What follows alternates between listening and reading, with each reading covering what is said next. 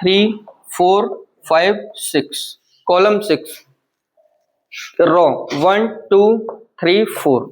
अब इसमें लास्ट जो रो है वो 4 है और लास्ट कॉलम 6 है, तो 4 इंटू 6 कितना हुआ? 3 इंटू 5,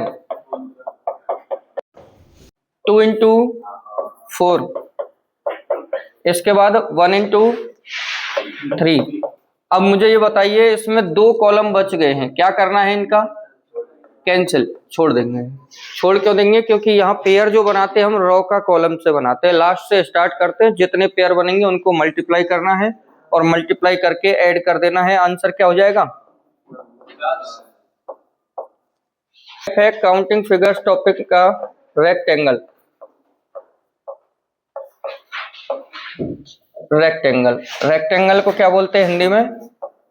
आयत। आयत मतलब जिसकी अपोजिट साइड इक्वल हो, आमने सामने वाली भुजा समान हो, उसे आयत कहते हैं। तो अभी जो फर्स्ट फिगर में मैं आपसे पूछ रहा हूं, आयतों की संख्या वो बेसिक काउंट करके ही आपको बतानी है, कितने इस दी गई आकृति में आयत है। इतनी जल्दबाजी नहीं करनी, आराम से तसल्ली से, है ना, पहले सोच समझ करके। इसलिए मैंने पहले रेक्टेंगल का मतलब समझाया। रेक्टेंगल का मतलब क्या है? जिसकी अपोजिट साइड इक्वल हो, आमने सामने वाली भुजा समान हो। अभी और चेंज होंगे आंसर, इसलिए और थोड़ा 10 सेकंड रुक के आंसर निकालो। मेरा तो काम है ही है समझाने का, पर मैं ये चेक कर रहा हूं कि आप में कितनी समझदारी है। रीजनिंग पढ़ते समय कुछ क्वेश्चन तो ऐसे ही गलत हो जाते हैं हमारे, जल्दबाजी की वजह से एग्जाम में, ठीक है।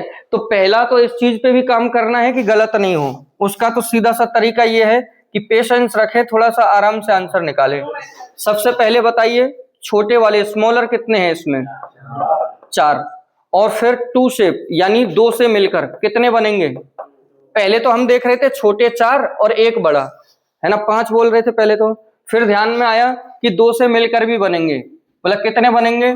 पहले दिख रहे थे 2 ऊपर वाले, यानी एक तो ये और एक ये। इसके बाद में 2 और बन रहे हैं, देखो 3 और फिर एक ये 4।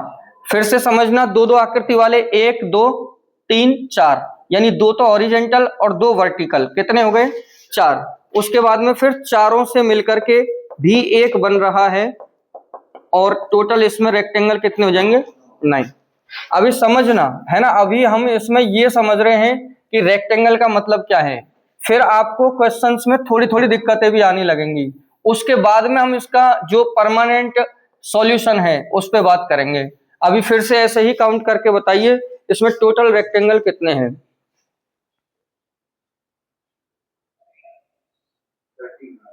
छोटे कितने हुए बोलो? 6 हो गए, ठीक है। फिर 2 से मिलकर कितने बनेंगे? अब ज्यादा बन रहे होंगे 2 से मिलकर।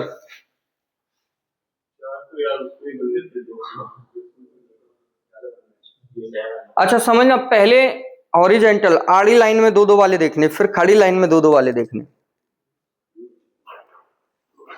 देखो, एक हो गया रेक्टेंगल, एक, फिर दूसरा, ठीक है, 2 हो गए, 2 के बाद में फिर 3, और 3 के बाद में 4, 4 के बाद में खड़ी लाइन वाले, 4 के बाद में खड़ी लाइन वाले 5, उसके बाद 6, और उसके बाद, यानी छोटे 6 है लेकिन 2 2 आकृति वाले 7 है, 2 2 आकृति वाले 7 है।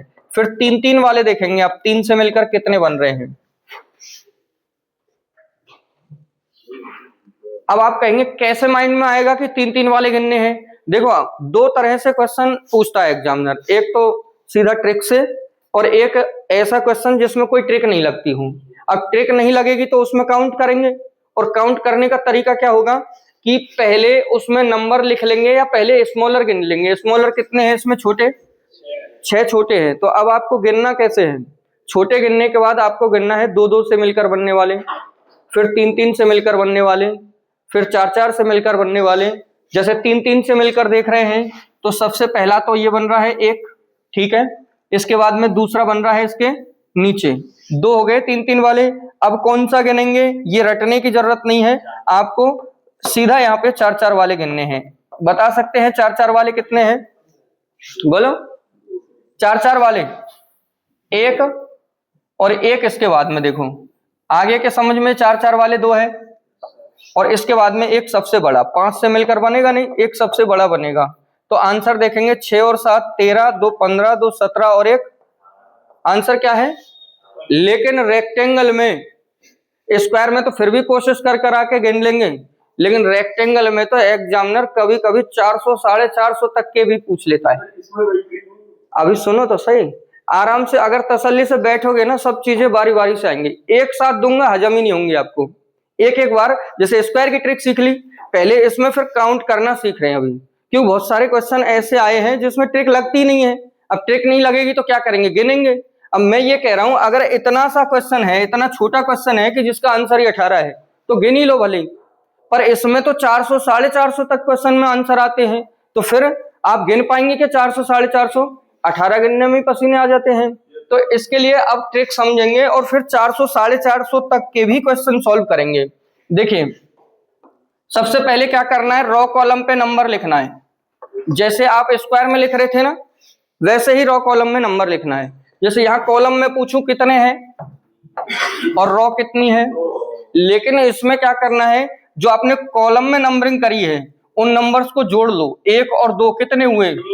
या मैं ऐसे बोल दूं कि ये कॉलम है, इनको हम हिंदी में स्तंभ भी बोल देते हैं, तो स्तंभों का योग हो गया 3, यानी सम ऑफ कॉलम हो गया 3।